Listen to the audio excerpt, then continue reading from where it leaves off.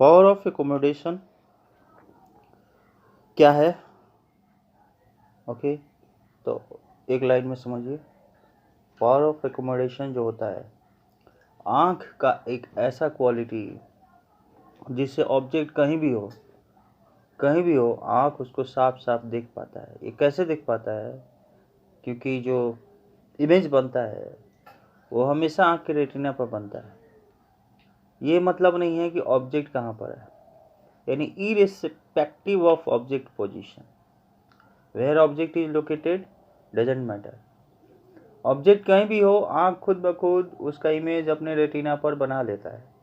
यानी वो अपना फोकल लेंथ को इस तरह से एडजस्ट करता है कि उसका इमेज हर हाल में, हमेशा, हर परिस्थिति में हमेशा रेटिना पर बने। ऑब्जेक्ट का इमेज हर हाल में, हर स्थिति में उसका इमेज रेटिना पर बने।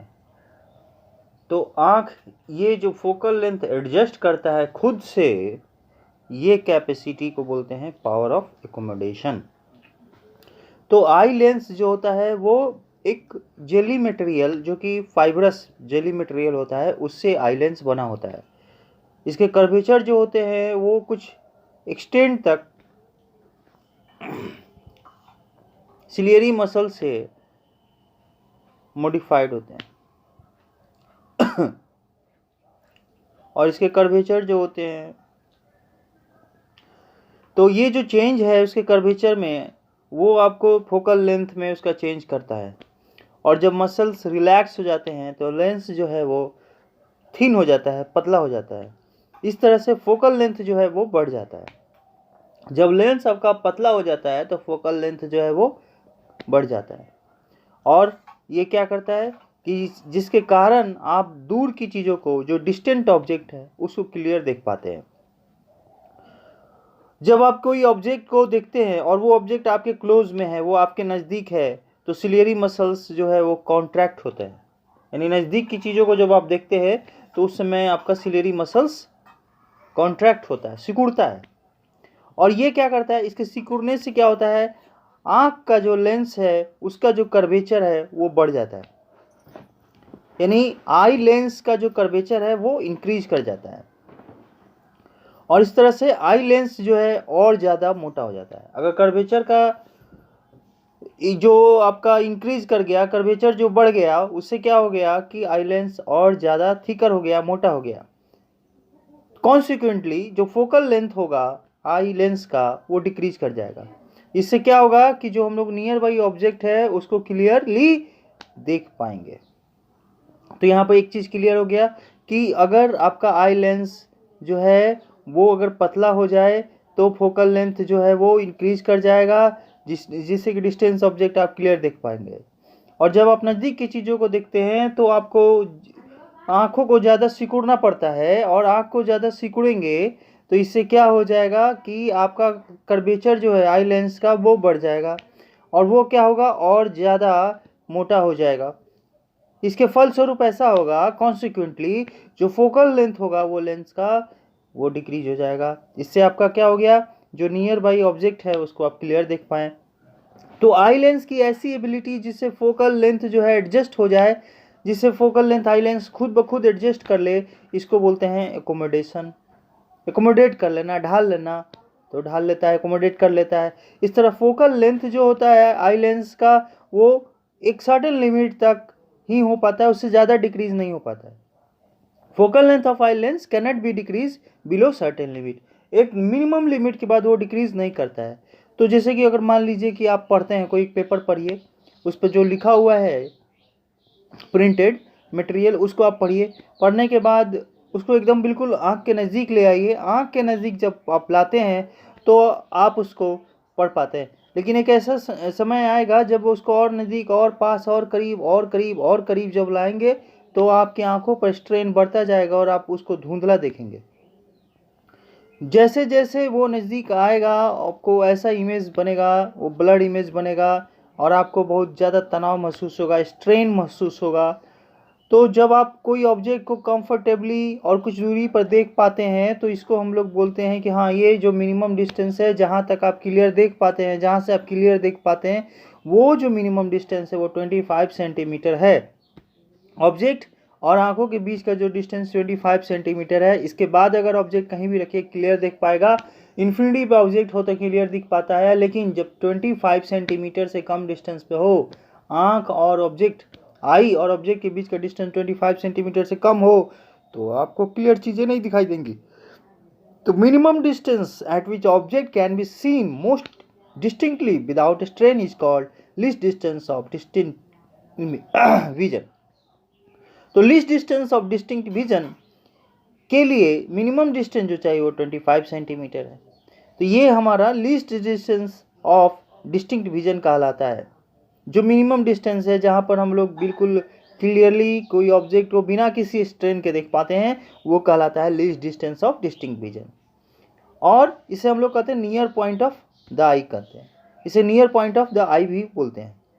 यंग एडल्ट जो लोग हैं उनका नॉर्मल विजन जो है वो 25 सेंटीमीटर उसका होता है, और जो फारदेस्ट पॉइंट होता है जहां आंख उस ऑब्जेक्ट को क्लियरली देख पाता है उसको फार पॉइंट ऑफ द आई बोलते हैं।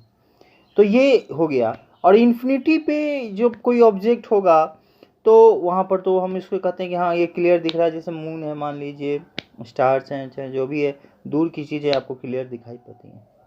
एक बात नोट करने वाली है कि जो नॉर्मल आई होता है वो जो है 25 सेंटीमीटर, और इन्फिनिटी पे होगा कोई ऑब्जेक्ट तो उसको वो क्लियरली देख लेगा।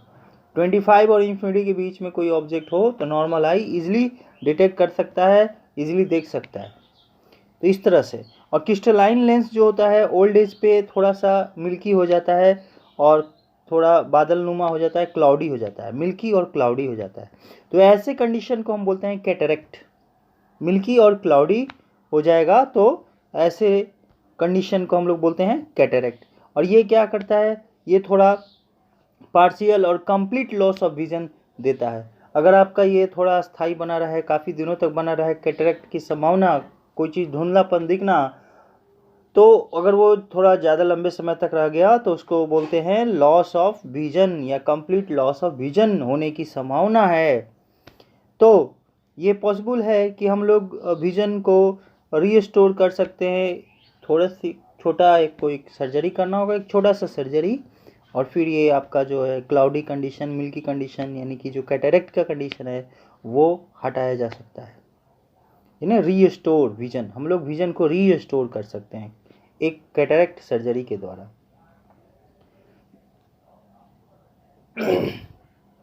अब आता है आपका defects of vision and their correction. तो इसमें defects of vision and their correction में क्या है कि जैसे जो हमारा आँख है उसका पावर ऑफ एकोमोडेशन धीरे धीरे घटता है, तो ऐसे कंडीशन में जो आदमी है वो किसी ऑब्जेक्ट को पूरी तरह से अच्छी तरह से डिस्टिंक्टली और कंफर्टेबली देख नहीं पाता है। तो विजन जो है आपका ब्लड हो जाता है क्योंकि रिफ्रैक्टिव डिफेक्ट्स आँखों में आने लगते हैं। तो रिफ्रैक्टिव डिफेक्ट्स जो आंखों में आने लगते हैं उससे ऑब्जेक्ट क्लियर दिख नहीं पाता है, आपको प्रॉब्लम आता है, आपको विजन में प्रॉब्लम आता है, आंखें ब्लर्ड हो जाती हैं। तो ये आपका कॉमन 3 रिफ्रैक्टिव डिफेक्ट्स यहाँ पर हम लोग पढ़ेंगे जो हमारे आंखों में अक्सर होते हैं। ये डिफेक्ट है पहला, जैसे कि मायोपिया, दूसरा आपको हाइपरमेट्रोपिया, और तीसरा है प्रेसबायोपिया। मायोपिया जिसे हम लोग नियर साइटेडनेस भी कहते हैं, और हाइपरमेट्रोपिया जिसे फार साइटेडनेस भी कहते हैं। प्रेसबायोपिया पे भी हम लोग बात करेंगे। तो ये डिफेक्ट जो है आपको एक स्फेरिकल लेंस की मदद से हम लोग ठीक कर पाते हैं। ऐसे डिफेक्ट को, उसके बारे में भी हम लोग डिस्कस करेंगे। We will discuss on this topic later on. First of all एक आपको मैं बता रहा हूँ, एक गाना है, गाने का नाम है पिया पिया ओ पिया पिया, पिया पिया ओ पिया। ये कोई गाना मैं नहीं गा रहा हूँ, एक्चुअली मैं अपने पॉइंट पे आना चाह रहा हूँ। ये जो है मायोपिया, किसका पिया? मायोपिया, मेरा पिया, मायोपिया मेरा पिया, ये है, याद रखने के लिए मैं बता रहा हूँ। तो ये जो है मेरा पिया यानी मायोपिया, ये कोई पिया नहीं है, ये एक डिफेक्ट है मायोपिया। तो कोई भी पिया हो वो डिफेक्ट ही होता है, प्रॉब्लम उसको बाद में दिखता है, विलेन आ जाता है। अगर किसी का पिया बना तो विलेन भी बाद में बन गया, प्रॉब्लम आता है। बॉलीवुड अक्सर में ऐसा होता है, बॉलीवुड में। तो मायोपिया, इस पर हम लोग स्टडी करेंगे, है ना। मायोपिया क्या है, तो इसे हम लोग नियर साइटेडनेस भी कहते हैं। क्यों नियर साइटेडनेस कह रहे हैं, प्रॉब्लम क्या है। मायोपिया, देखिए नाम छोटा है, याद रखने के लिए बता रहा हूँ। नाम अगर इसका छोटा है मायोपिया, तो ये क्या हुआ, नज़दीक वाला डिस्टेंस हुआ, छोटा है यानी डिस्टेंस भी कम हुआ। अगर डिस्टेंस कम हुआ तो इसको बोलते हैं नियर। नियर मतलब नज़दीक।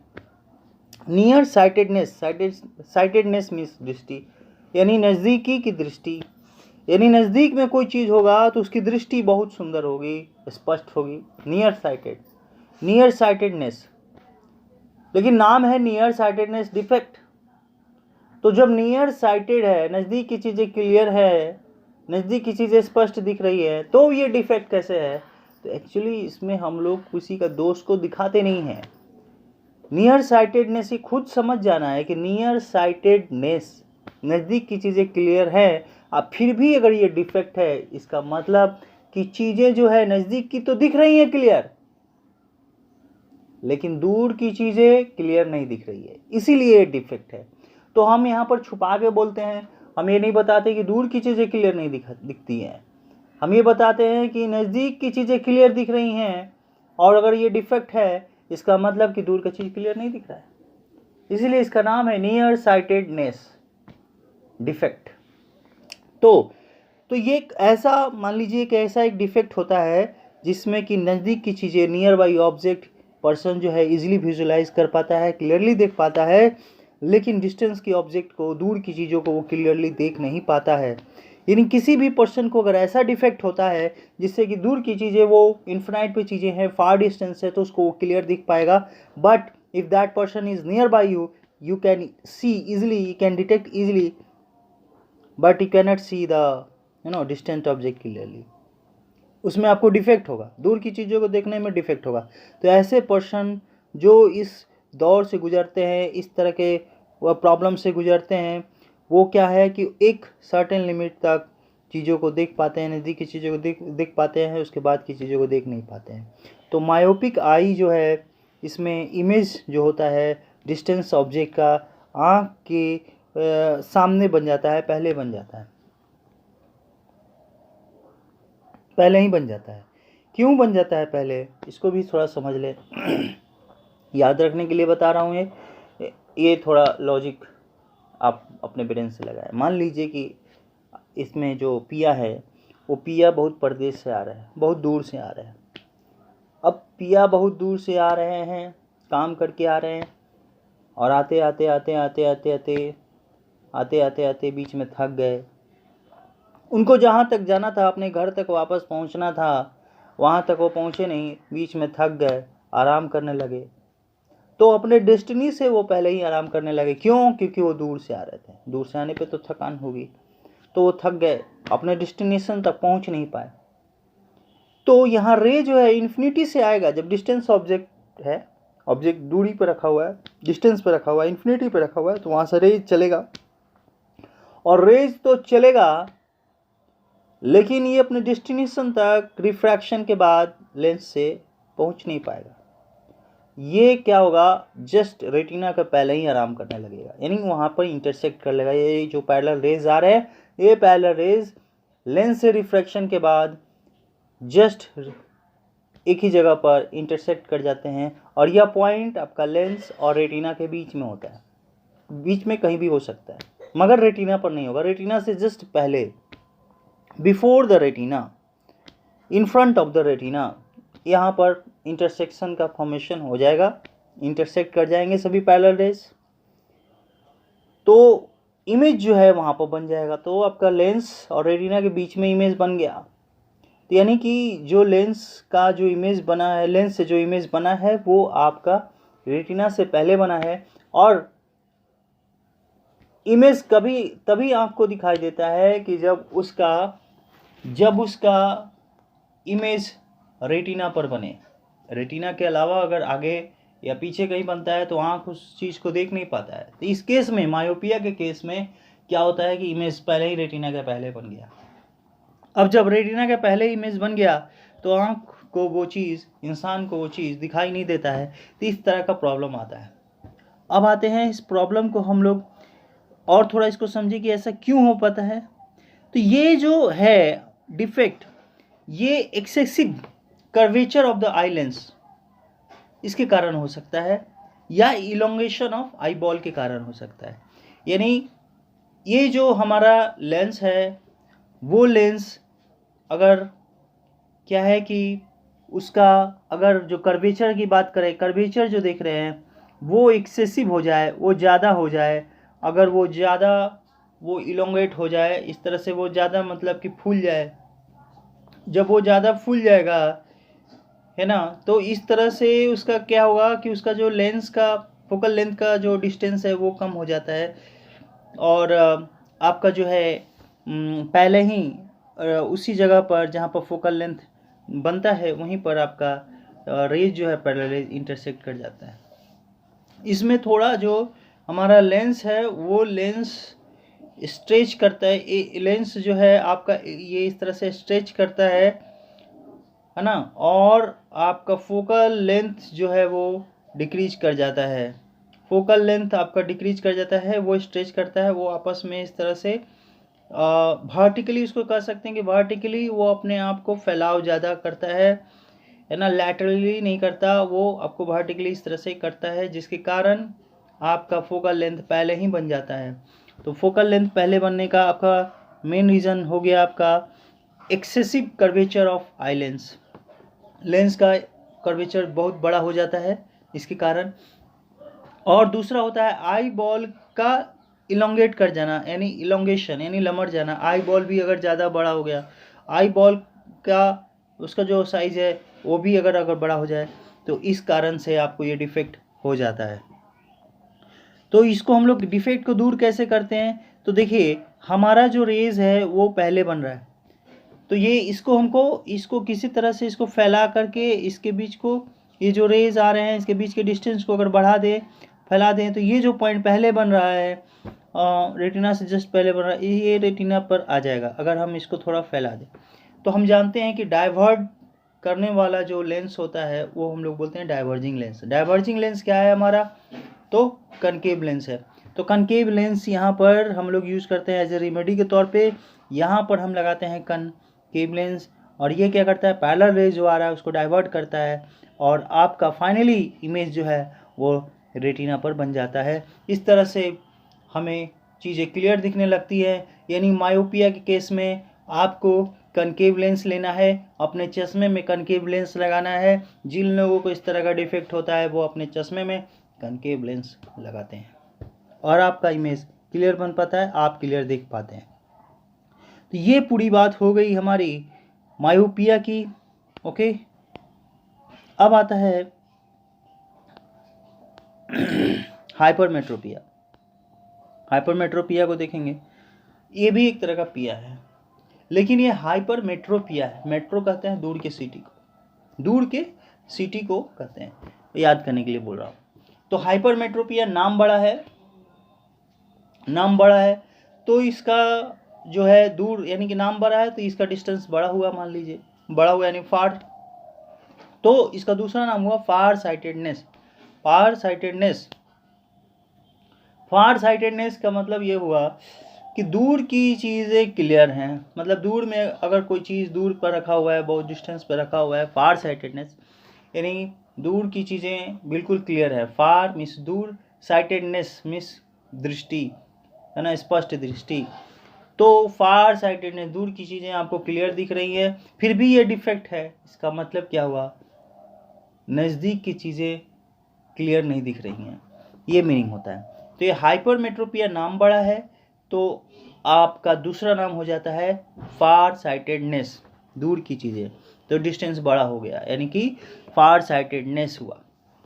तो इस तरह के पर्सन जिनको दूर की चीज़ें क्लियर जो है दिख पाती हैं, स्पष्ट दिख पाती हैं, मायोपिया के केस में क्या था, दूर की चीज़ें उसको क्लियर नहीं दिख पा रही थी। इसमें क्या है, दूर की चीज़ें से क्लियर दिख पाती है। लेकिन ये नज़दीक की चीज़ों को क्लियरली नहीं देख पाता है। ऐसा पर्सन जो इससे ग्रसित है, the person who is suffering from this kind of defect cannot see nearby object clearly. तो नियर बाई ऑब्जेक्ट को देख नहीं पाता है।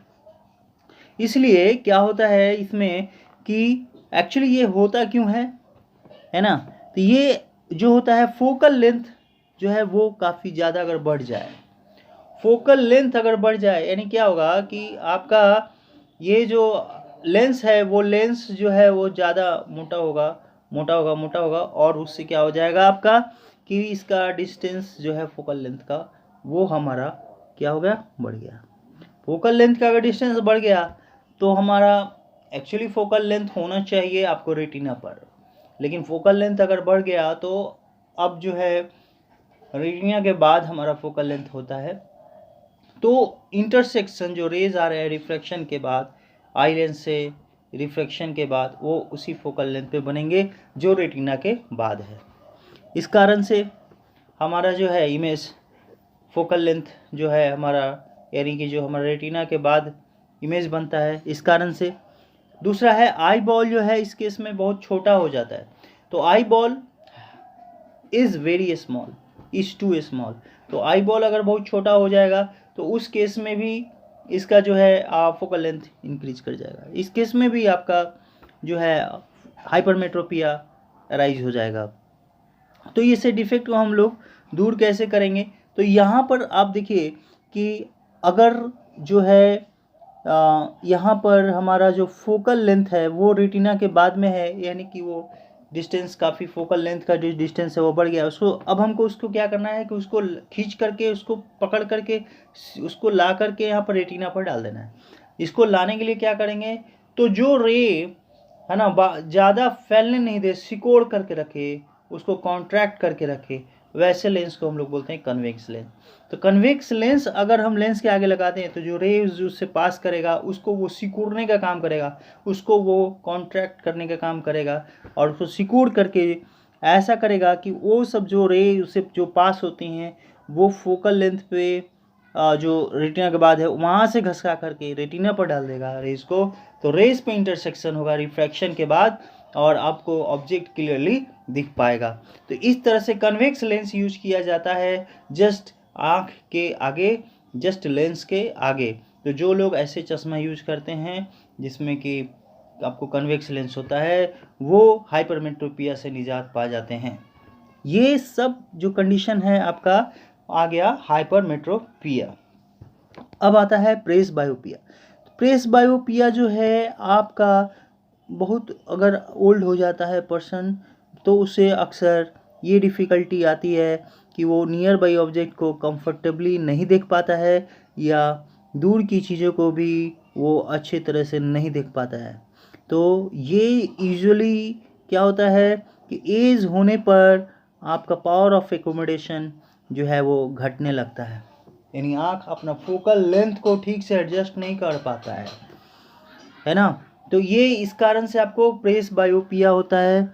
और ये नियर मैंने बताया कि नज़दीक की चीज़ें कभी नहीं दिखेंगी, कभी दूर की चीज़ें नहीं दिखेंगी। तो ये आपको धीरे धीरे सिलियरी मसल्स का वीकनेस के कारण होएगा जब आप काफ़ी ज़्यादा ओल्ड हो जाते हैं, बूढ़े हो जाते हैं। उस केस में आपको ये डिफेक्ट आने लगता है प्रेस बायोपिया, क्योंकि आपके आँखों के मसल्स हमेशा कमज़ोर होते जाते हैं जब आप ओल्ड एज में जाते हैं। तो ऐसे लोगों को प्रेस बायोपिया की संभावना होती है। तो ये 3 तरह के हमारे पास डिफेक्ट हो गए है ना, मायोपिया, हाइपरमेट्रोपिया और प्रेस बायोपिया। आजकल जो लोग मोबाइल काफ़ी नज़दीक रखते हैं, काफ़ी नज़दीक देख रहे हैं, उनकी आंखों पर स्ट्रेन होता है और रेडिएशन भी है। तो इस कारण से भी आँख पे भी प्रॉब्लम आ रहा है आज के जनरेशन में, बच्चों को खास करके। इसलिए बच्चों को मोबाइल से दूर रखें। चलिए, इतने देर तक आपने मुझे सुना, इसके लिए मैं आपको तहे दिल से थैंक यू कहूँगा। Thank you so much.